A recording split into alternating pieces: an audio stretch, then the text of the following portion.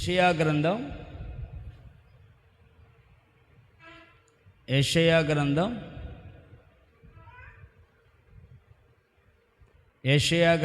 41 అధ్యాయం 10వ వచనాన్ని చదవండి. నా స్నేహితుడైన అబ్రహాము సంతానమా, బూదిగాంతముల నుండి నేను నిన్ను పట్టుకొని కొనల నుండి పిలుచుకున్నవాడా, నీవు నా దాసుడువనియు నేను నిన్ను అపేక్షింపక.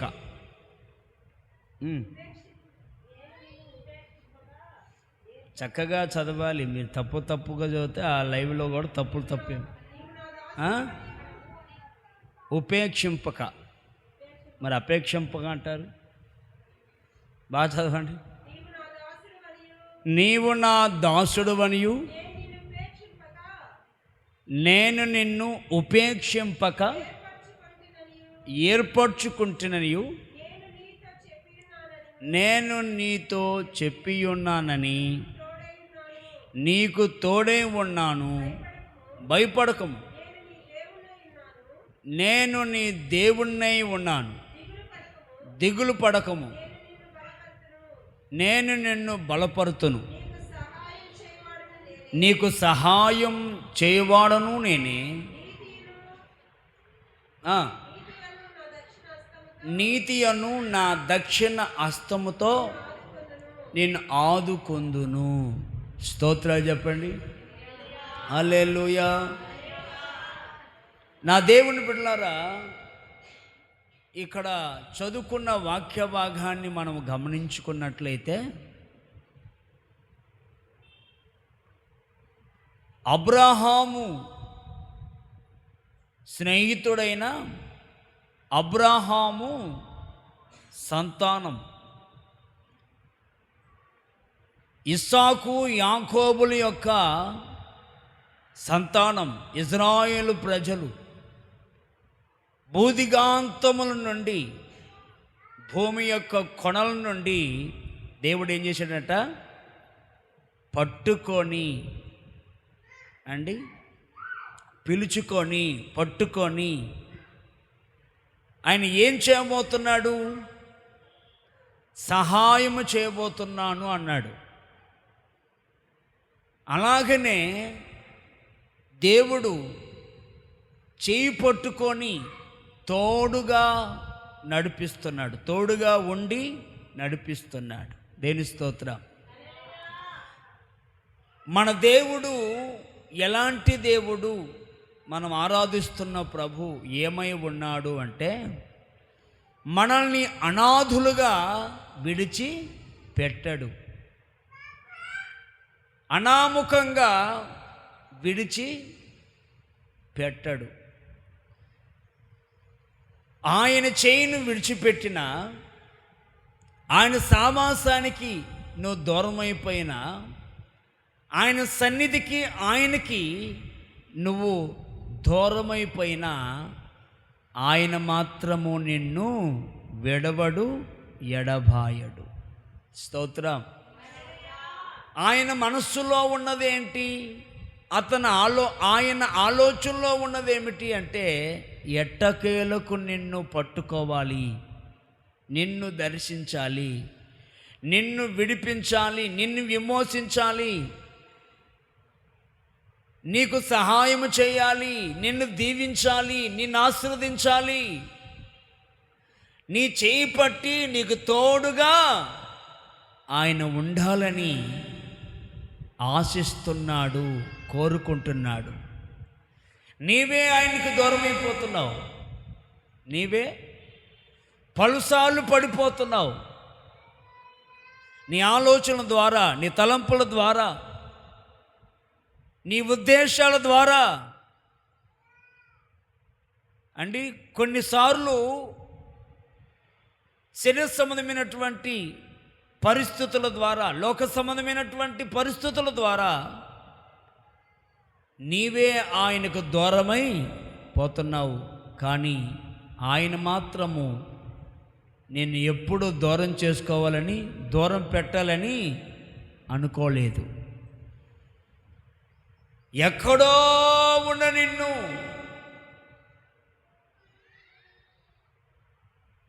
భూమి దిగాంతములలో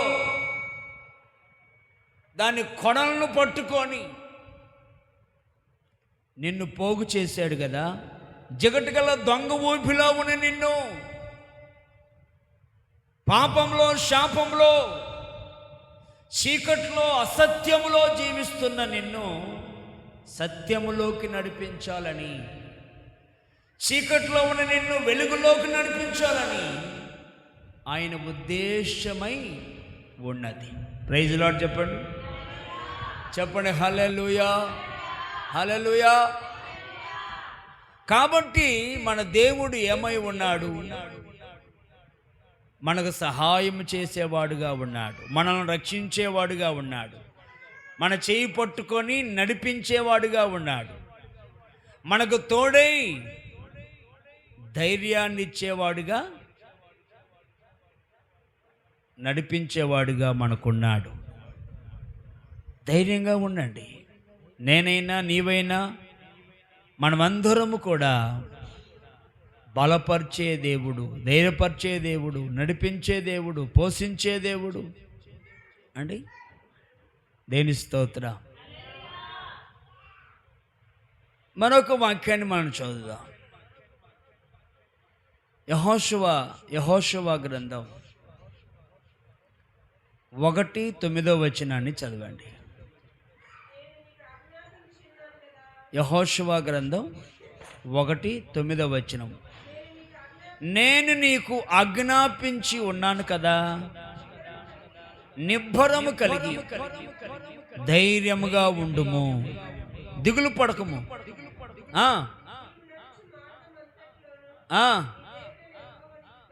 హల్లెలూయా. ఎంత అద్భుతమైన దేవుడు అండి.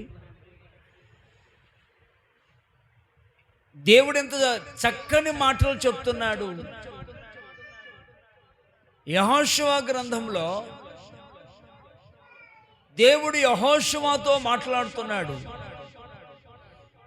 ఆ పైన ఉంటుంది, యెహోషువ నేను మోషేకు తోడై ఉన్నట్లు. ఎఫెక్ట్ వద్దు, నీట్గా పెడితే చాలు, ఎఫెక్ట్ వద్దు. నేను మోషేకు తోడై ఉన్నట్లుగా నీకును. అబ్బా, ఎంత మరి ఊరికనే మనం జారిపోతున్నాం. విశ్వాసము లేకుండా పోతుంది మనలో అండి, విశ్వాసం లేకుండా పోతుంది. నేను అంటాను, మీరు సర్వశక్తిమంతుడైన, సర్వాధికారి అయిన, సర్వసృష్టికర్త అయిన యేసు ప్రభుల వారి వైపు చూడండి, మీకున్న సమస్య వైపు మీరు చూడొద్దు. సమస్య వైపు చూస్తే మీకు భయము కలుగు చేస్తుంది. సమస్య వైపు చూస్తే మీకు ఆందోళన కలుగుతుంది. కానీ సర్వశక్తిమంతుడైన, సర్వసృష్టికర్త అయిన, సర్వోన్నతుడైనటువంటి దేవుని వైపు చూడు. హల్లెలూయా. దేవుని వైపు చూడు. అబ్రహాము దేవుడు, ఇస్సాకు దేవుడు, యాకోబు దేవుడు. ఇజ్రాయేల్ ప్రజలను ఏం చేశాడట? తన బాహుబలముతో రక్షించాడట. అంత మహోన్నతమైన దేవుడు మన పక్షాన ఉన్నాడు, మనతో ఉన్నాడు, మనతో నడుస్తున్నాడు, మనకు తోడే ఉన్నాడు. జీవంగల దేవుని వాక్యము ద్వారా నిన్ను ధైర్యపరుస్తూ, బలపరుస్తూ ఉన్నాడు కదా. నువ్వెందుకు సమస్య వైపు చూసి ఆందోళన చెందుతావు? అందుకనే అంటాడు, యెహోషువ భయపడొద్దు, జడియవద్దు, దిగులు చెందొద్దు, నేను మోషేకు తోడే ఉన్నట్లు చెప్పండిరా. నేను ఎలాగైతే మోషేకు ఐగుప్తులో నుండి ప్రజలు నడిపించే విషయంలో అరణ్యంలో ఈ 40 సంవత్సరాలు తన సేవ పరిచర్యలో నేను ఎలా తోడై ఉన్నానో మోషేకు, ఇజ్రాయేలు ప్రజలకు, మోషేకు, నీకును కూడా నిన్ను విడువను, నిన్ను ఎడబాయను అండి. ఎంత ప్రామాణికంగా చెప్తున్నాడు, ఎంత గొప్పగా అండి ధైర్యాన్ని ఇస్తూ చెప్తున్నాడు ఈ మాట. చదవండి.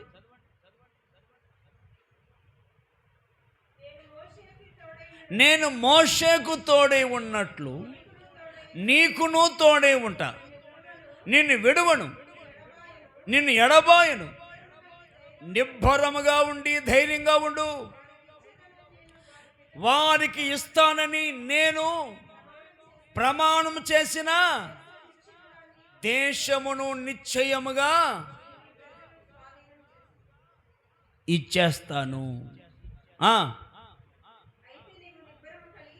అయితే యెహోషువను నిబ్బరము కలిగి జాగ్రత్త పడి బహుధైర్యంగా ఉండు. నా సేవకుడైన మోషే నీకు చెప్పిన ధర్మశాస్త్రం అంతటిని ఆ ప్రకారంగా, ఆ వాక్య ప్రకారంగా. ధర్మశాస్త్రం అంటే ఏంటి? వాక్య ప్రకారంగా. హల్లెలూయా. ఎందుకమ్మా? ఆడపిల్లల గల తల్లులారా భయపడతారు. ఆడపిల్లల గల తల్లులు భయపడుతున్నారు. నా పిల్ల సంగతి ఏమైంది, తన జీవితం ఏమైంది? దేవుడు ధైర్యం చెప్తున్నాడు. నేను మోషేకు తోడే ఉన్నానుగా. ఎందుకు నువ్వు దిగులు చెందుతావు? ఎందుకు నువ్వు ఆందోళన చెందుతావు, భయం చెందుతావు? ఆ వైపు చూస్తావు, ఈ వైపు చూస్తావు, వాళ్ళ మాటలు వీళ్ళ మాటలు చెవులు వేసుకుంటావు, మనసంతా పాడు చేసుకుంటావు. నా వైపు చూడు, నా వాక్యం వైపు చూడు, నా వాక్యాన్ని పట్టుకో, నా నిబంధనలు పట్టుకో, నా ఆజ్ఞలను పట్టుకో, నా ధర్మశాస్త్రాన్ని పట్టుకో, నా ఉపదేశాన్ని పట్టుకో. నా వాక్యమే నిన్ను గొప్ప చేస్తుంది. నా వాక్యమే నిన్ను హెచ్చిస్తుంది. నా వాక్యమే నీకు నిరీక్షణ కలుగు చేస్తుంది. నా వాక్యమే నీ బంధకాల నుండి విడిపిస్తుంది. నా వాక్యమే నీ ఉన్నటువంటి సమస్యల నుండి ఏం చేస్తాట? వాక్యము ప్రపంచములను కలుగు చేసునని హెబ్రీ పత్రికలో ఉంది. అర్థమైందా? వాక్యం ఏం చేస్తుందట? ప్రపంచంలో కలుగు చేసెను. దేవుని వాక్యము అండి. చదవండి ఆ మాట. హెబ్రీ పత్రిక 12వ అధ్యాయం ఫస్ట్, త్వరగా.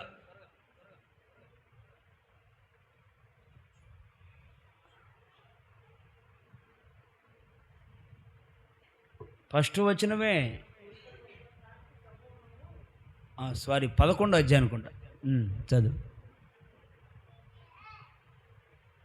హెబ్రీ 11వ అధ్యాయం ఫస్ట్ అనుకుంటా. చదవండి. చదువు.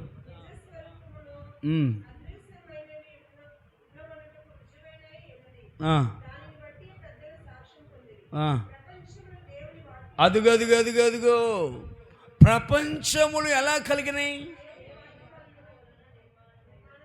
అబ్బా, ప్రపంచములు ఎలా కలిగినాయి?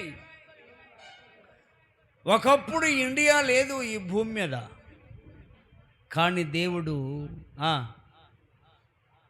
దీన్ని కలుగు చేశాడు. ఒకప్పుడు అమెరికా లేదు, ఒకప్పుడు ఈ భూమి మీద లేదా ఈ ప్రపంచం లేదు. దేవుడు ప్రపంచంలో కలుగు చేశాడు.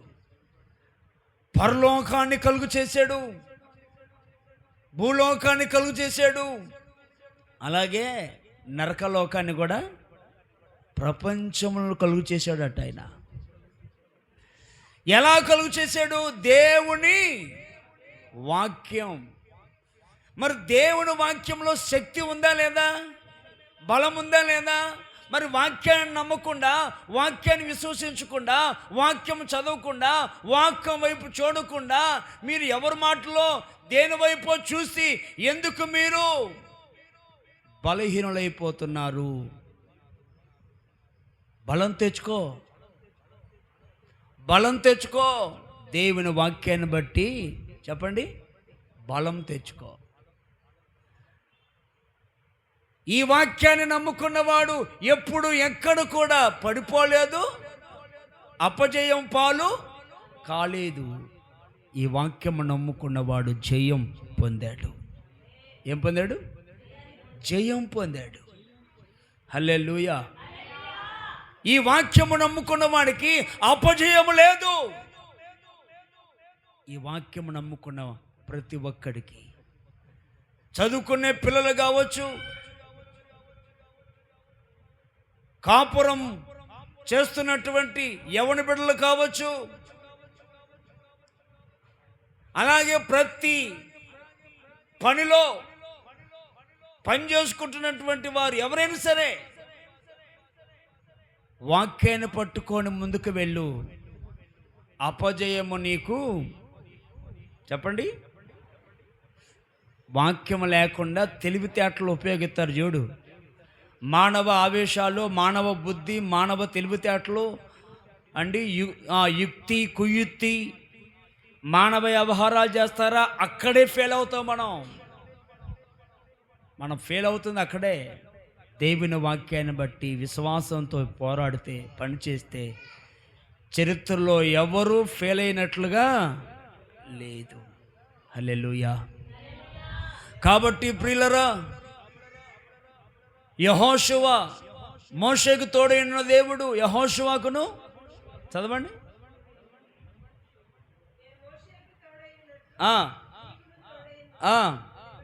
నిన్ను విడువను, ఎడబాయను, నిబ్రంగా ఉండు, ధైర్యంగా ఉండు, నేను వారికి ఇస్తానన్నటువంటి ఆ భూభాగాన్ని, ప్రమాణం చేసి నీ దేశాన్ని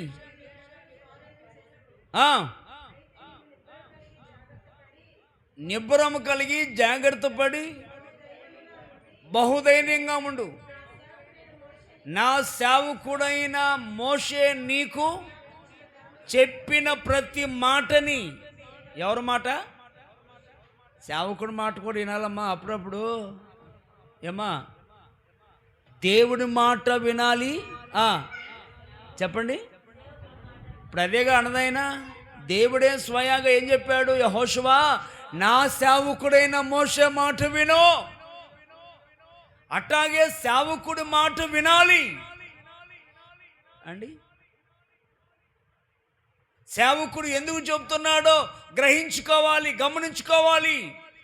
నష్టమైపోయిన తర్వాత అయ్యో నష్టమైపోయానని బోరుని ఏడ్చే కంటే సేవకుడు చెప్పినప్పుడు ఆ మాట వింటే నీకు రావచ్చిన కీడు రాక నువ్వు క్షేమంగా ఉంటావు.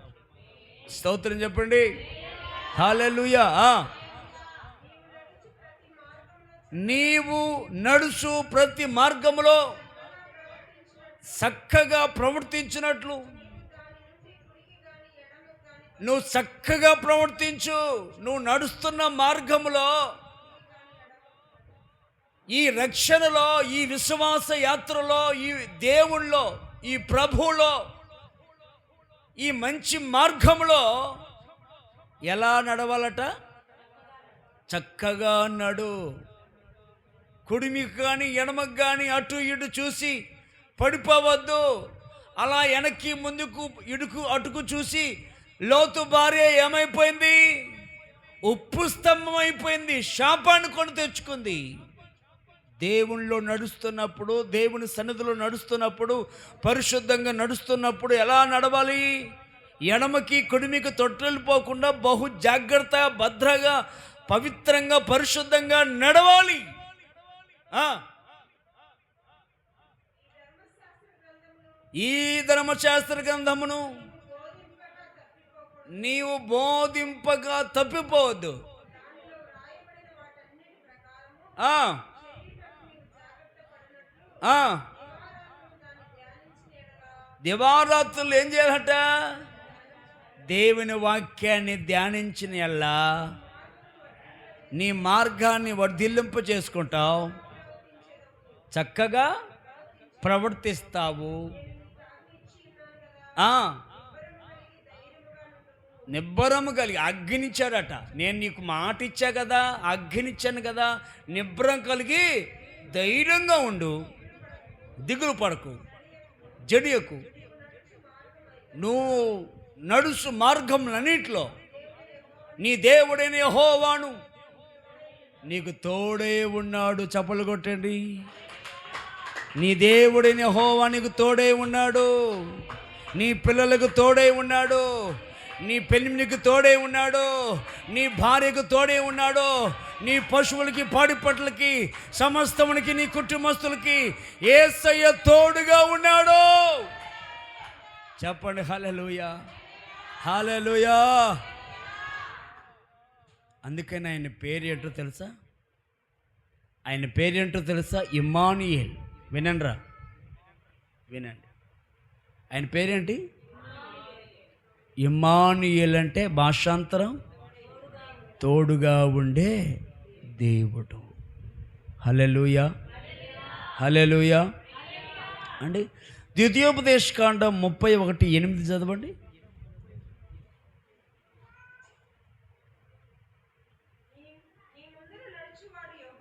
నీ ముందర ఎవరున్నారట? నీ ముందర నడిచేవాడు యెహోవా. అబ్బా, ఎంత మంచి మాట. నీ ముందర ఎవరున్నారు? నీ ముందర నడిచేది ఎవరు? నిన్ను నడిపించేది ఎవరు? యెహోవా అండి.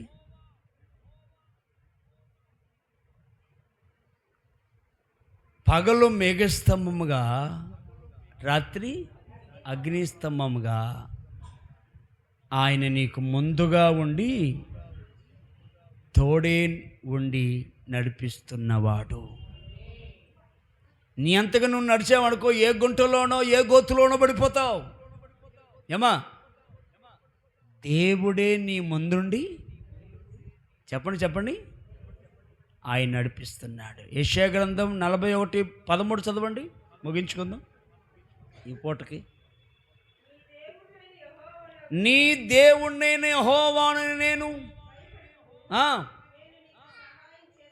సహాయం చేస్తానన్నాడు. అద్దుగో నీ చెయ్యి దేవుడు, యెహోవాను, నీ దేవుడిని యెహోవాను నేను నీకు సహాయం చేయటానికే వచ్చా.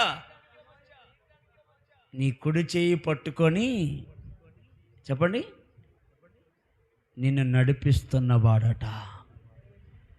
దేని స్తోత్రం చెప్పండి, హల్లెలూయా. కాబట్టి నా దేవుని బిడ్డలారా, ఇవి ఇంకా ఎక్కడున్నావు? ఏ ఆలోచనలో ఉన్నావు? ఇంకా ఎవరి మాటల్లో ఉన్నావు? ఇంత అభయం, ఎంత ధైర్యాన్ని దేవుడు మనకిస్తుంటే,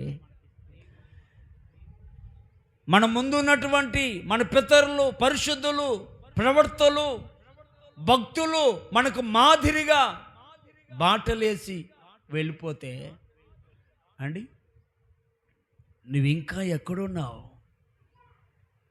యెహోషువ మోషేకు తోడు ఉండలేదా? యెహోషువకి తోడుగా ఉండలేదా?